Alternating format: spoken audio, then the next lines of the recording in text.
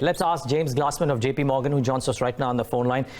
James, good evening to you. Thanks for joining in. I'm just trying to understand from you that in times like these, when you're trying to combat crisis, there is a new one that comes up every day, and the liquidity crunch and the dollar crunch right now is now starting to come up as well. Are you trying to gauge when this will stop, or are you right now in the phase of trying to gauge how much damage can this further do? You know, I don't think we can know how much damage because, to a large extent, the way the economy is going to play is kind of in our control. I mean, in the effort to control the spread of the virus, we're asking people, we're shutting down certain industries, kind of like what they did in Wuhan. And the problem is when you do that, when you shut down restaurant businesses, bars, fitness facilities, airlines, you have to figure out how to compensate people temporarily. And, you know, so a lot of this is in our control because the problem is the struggle is how do you get financial resources to specific industries that are affected? And I think the actions they're taking so far, it's helpful, but the truth is there's probably more effective ways to get money to those who are affected. So, for example, when a restaurant has to shut down, you can send me a check in the mail. That's what we're proposing to do now. But I can't spend the money on the restaurant because the restaurant isn't allowed to operate. So it's hard to know how to gauge what the broader economic impact is going to be until we kind of understand what the response is going to be. I understand the way we're going about trying to control the spread of the virus. And personally, I think it's way too early to make judgments about this because look at China. China it was very brutal, but they, within 4 or 5 weeks, they got the virus under control. It crested, and they've been pushing people back to work. And now, outside of Hubei, my colleagues say that China is running about 90% of operating capacity. So we can do a good, quick recovery if we're very aggressive and prompt and get the money and the financial assistance to the people who are actually being harmed so that we avoid having to have them permanently, lay people off. So I think we're just in a very early stage of trying to figure out how we're going to handle this. So it's way too early. I personally think it's not very useful to be talking about recession and what kind of recession because we have no idea. And if we're successful in getting help to the people that are on the front lines, then when the virus is under control, as it seems to be in South Korea, China, and Japan, if that template, if that happens here and many other countries, you will see the kind of turnaround that's going on in China. So it's a unique. We've never seen anything quite like this. That's the thing. And we're causing a problem by asking people to socially distance. But if we're going to do that to try to keep the pressure off of the healthcare system, then we need to figure out how to help people who are being affected by it. And so I think, we're in uncharted territory. And I understand to me, the stock market is not the issue because the stock market has to reflect the current reality. But the reality, and we want that to happen. But the reality is in our control, and it depends on how aggressively we can be to try to help those who we are asking to sort of stay shuttered for a while. Yep. James, good morning to you. Morning.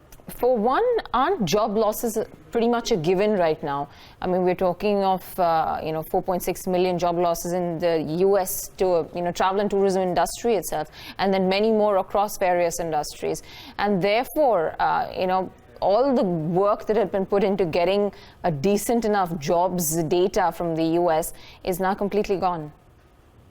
Yeah, I don't really know because we do know that in the airline industry, a lot of these industries, we know that they've been cutting back the cruise line operations, the restaurants. I don't know if that will show up as unemployment, but you know what? There are other options. And for example, Uber drivers are shifting. There's not a lot of travel going on right now, so they shift to food delivery.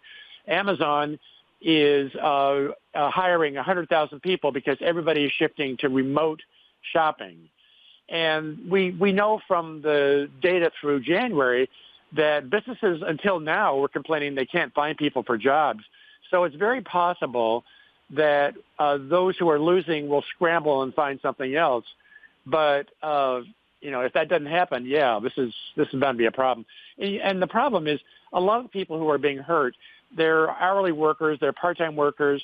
Their companies, when the restaurant shuttered, they just tell their people don't show up, and they don't necessarily qualify for unemployment insurance. So I may not even see them in the unemployment insurance data. I think, in general, I used to think that may be that may be where we see this problem emerging most. But I think you're right to focus on the job situation, because if somehow we can keep people employed and keep companies, if we could put companies who we're asking to be shuttered for a few weeks, if we can just get them to not lay off, then we can sort of limit the damage.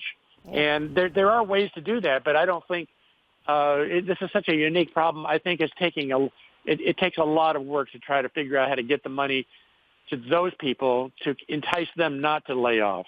Yep. But I think it is the key.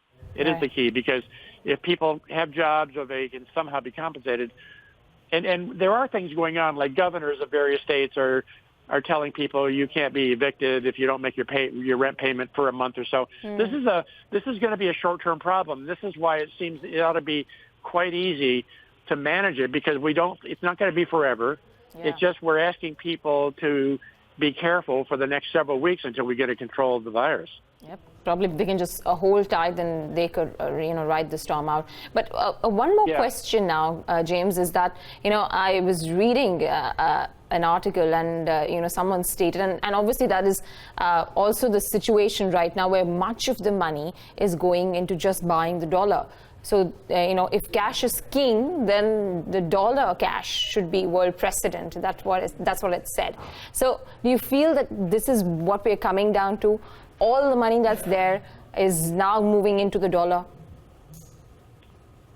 It may be a natural reaction when there's a panic around the world, people run to the safest haven. That could be what's going on. I would think it would be more between Europe and here, because Europe seems to be struggling with this more.